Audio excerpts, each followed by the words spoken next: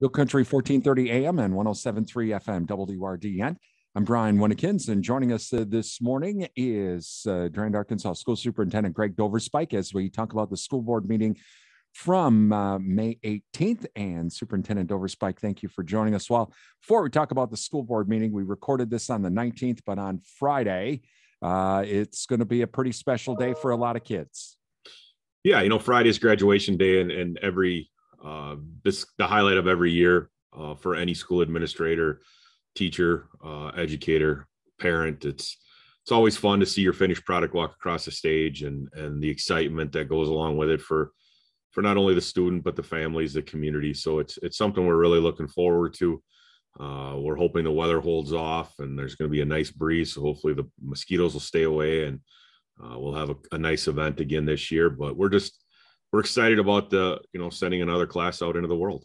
That's the and when my daughter graduated back in 2016, we were still doing it in the gym, but this is going over to the Bowerbilt Sports Complex. For me, that kind of brings back memories when I graduated, when we still had stone tablets in 1984 at New Berlin West at our football field.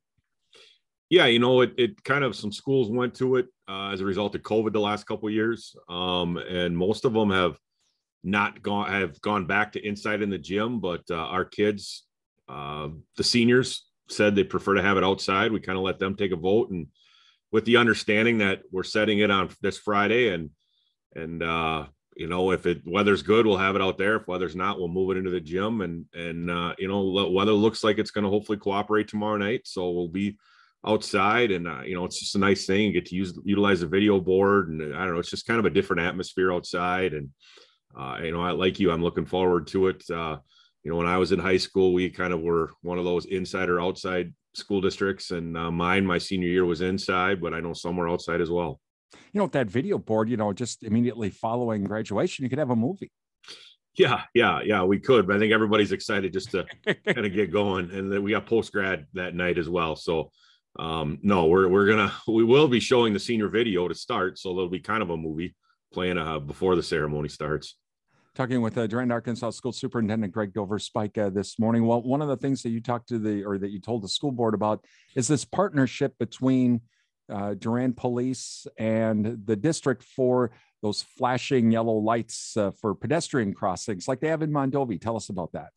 Yeah, it's a conversation one of our board members brought up, and I reached out to Chief Ridgway and kind of, what do you think? And he agreed. He thought it was a great idea. So him and he took the lead on it, and got the information and went through all the approvals and all that. And yeah, we're really excited about the opportunity to work with Durand PD and with the city of Durand on putting those 3 crosswalks lighted. We're going to light up 3 crosswalks, the 2 in front of the high school along Prospect, and then we're going to put one up by the Bowerbilt Sports Complex and the pool. So just kind of make people more aware that those are major crossings. And then when people get there, I believe they just push a button and the lights flash. So it makes people more aware.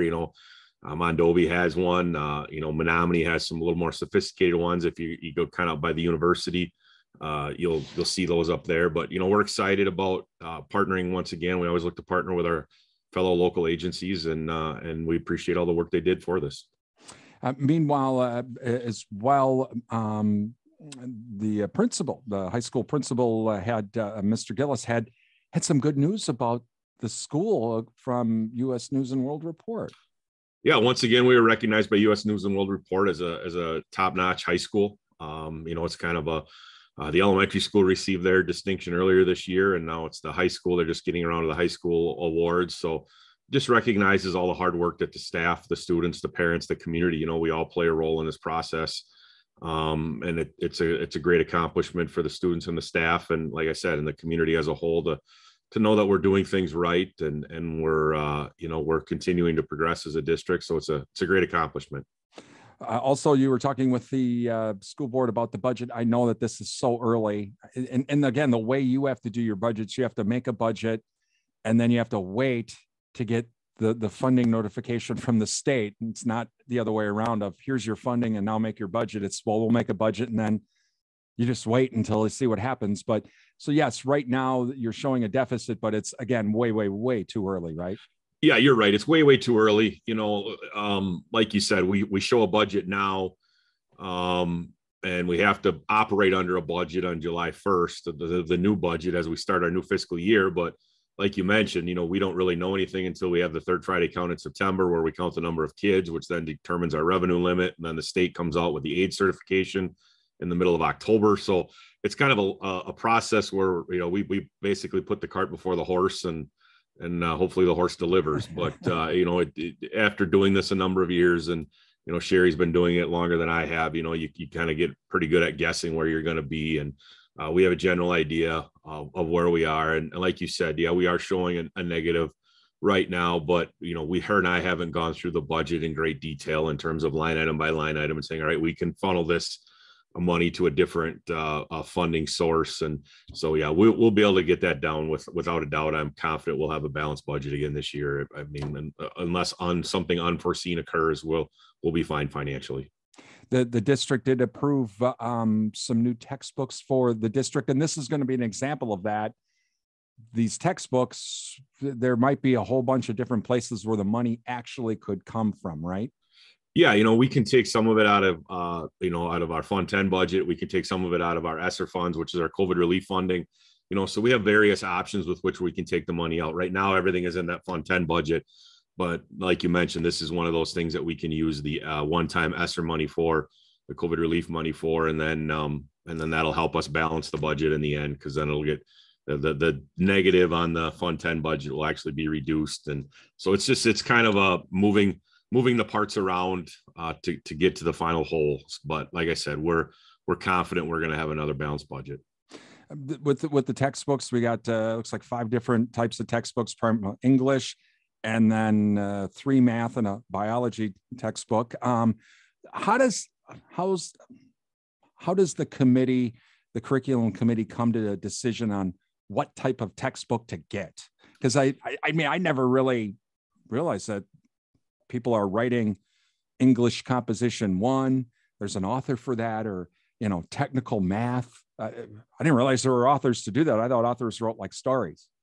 Yeah, no, there's various textbooks you can get. There's a handful of major textbook companies that kind of dominate the marketplace. But what you do is you bring in some samples, and then you sit down with administrators and with the individuals that teach it, and then they go through all the various materials. You look at predominantly the supplemental materials that come with it, and the online resources that come with it, and kind of how the book is laid out, how the sections and chapters are laid out. You look at some of the content to make sure it aligns with what you're looking at from a local level. So you take all those factors into account, and then, and you talk to other school districts that are using it to kind of get a feel for them. And then you also look at, what kind of professional development is included with it, what kind of training, how sustainable is the training, what's their customer service like. So it's really no different, I would say, than, any major purchase that any individual would make in whether it be in business or your personal life. You do your due diligence, you do your research, you talk to others that have the same product and the customer service of the person you're buying it from. And you take all those factors into account, and price is obviously another factor you look at. And then you come to a consensus amongst the group about what is the best product for your district to move forward with. Now you have instructors and, administrators and all that too. Like for the algebra one, I'll just use that. Do you maybe get a senior that's already taken this class, or a couple of kids say, look at this and tell me what you think? Or do the students, because obviously you would do that you'd have seniors doing that because they're leaving. Mm-hmm. Just say, do you understand what they're trying to do here, or not? No, we typically don't involve the students, just simply because sometimes these processes can take a couple years as you go through it. And also in reality, the content comes to the student through the educator. So it's the educator that's the key piece in this as well. The content is only as strong as the individual teaching it.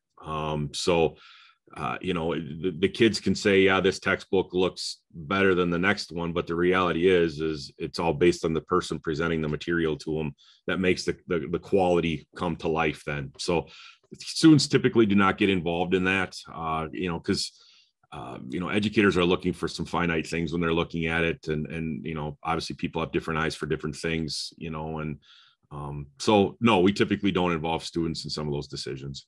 talking with Durand, Arkansas School Superintendent Greg Doverspike this morning. Another thing that the district talked about was something new, I guess, for our district, and that's short-term disability insurance for staff members. Why did they decide to go that route, with including along with long-term disability that we've always had? But what about the short-term? Why was that added? We just added short-term disability insurance as another benefit to provide to our staff. It's a very competitive market in education right now in terms of hiring as it is. I don't think education is much different than a lot of the other industries out there in terms of hiring, based on conversations I've had with other individuals. But, it's just an opportunity for us to offer something that very few school districts, if any, in our area do, in an effort to try to attract quality educators, but also retain quality educators that are here. So it's just it's an opportunity for us to add just another benefit to our package to try to lure and then keep people here, because the market is extremely tight right now. There's not a lot of educators out there, and people are kind of positioning themselves. We steal one from you and you steal one from us, then somebody takes one from us and we take it from somebody else. So it's just that's the way it is right now. And so it's important for us to try to have something to differentiate ourselves from other districts. And I think this is one of those things that can help hopefully differentiate us from other districts. Geez, I hope I didn't force you to give out a military secret here in other districts. And I'll go, hey, we're going to do what Doverspike's doing over at Durand, Arkansas. No, I wouldn't worry about that. We as administrators, we're pretty close. So they already kind of know the direction we're headed with this. Do you talk with a lot of the superintendents across the Dun St. Croix and some of the other conferences about this a lot, this issue with trying to find instructors and administrators and all that other stuff? Yeah, I would say one of the positives that came out of COVID is I think it forced administrators and other levels to become closer together. So our Dun St. Croix conference superintendents, we meet via Zoom 3 times a month, and then we meet face-to-face once a month. And I would say recruitment and retention of staff has been now that COVID has kind of gone, a little bit quieter, that's now become the new conversation point that we're all having, that, as March and April kicked in, that's one of the largest topics we talk about is, I have this opening. Do you know somebody? I have this opening. Do you know somebody? What are you doing to try to bring people there that we're not doing? And, I have a great student teacher for that position for you. So recruitment and retention of staff is a very common conversation because everybody's struggling with it right now. And it's by far the largest thing. And, whatever superintendent group I'm with, whether it be up at CISA, whether it be cluster A, whether it be, Dun St. Croix, all the superintendent groups that you get around to talk with statewide, it's a conversation we all have statewide as well when we have a statewide superintendent Zoom. So it's a topic of conversation that all levels and all areas are having right now. Finally, before we let you go, Superintendent Doverspike, after graduation on Friday, there'll be a little bit more time yet for the end of the year and things starting to wrap up then. But while the students get to go home, it's kind of still a busy time over at the buildings because there'll be a lot of summer projects happening with the buildings.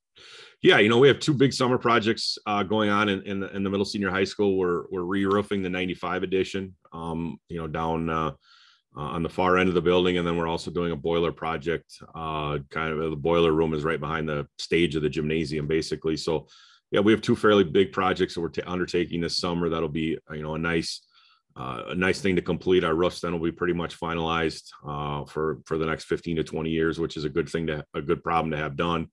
And our boilers will be efficient and well run as well. So we'll be good there. And, not to mention just the typical annual cleaning and maintenance type stuff that goes on in the building, that, the gym floors get waxed, all the floors in the building get waxed, classrooms get cleaned and waxed. So it's a very busy time. And then in the district office, our audit is usually in late July, early August. So, that's a really hectic time, and we're trying to close down the fiscal year, the end of June, and start up the next fiscal year, the 1st of July. So there's a lot of activity that goes on, and as we start to, we've already started planning for next year, administratively, we've had, a lot of conversation about what next year's in-service is going to look like and how next year is going to be. And, we'll probably put that on hold for a week or two as we kind of put this school year to rest, but we quickly transition to the next year, trying to, be ahead of as much as possible. So yeah, it's it's never a dull moment. I would say the biggest difference is it's a lot quieter in the building with the kids gone and the staff gone. And usually by about the middle of July, I start to miss the noise. So I'm always excited when they come back. That is Durand, Arkansas School Superintendent Greg Doverspike. You're listening to Real Country 1430 AM and 107.3 FM WRDN.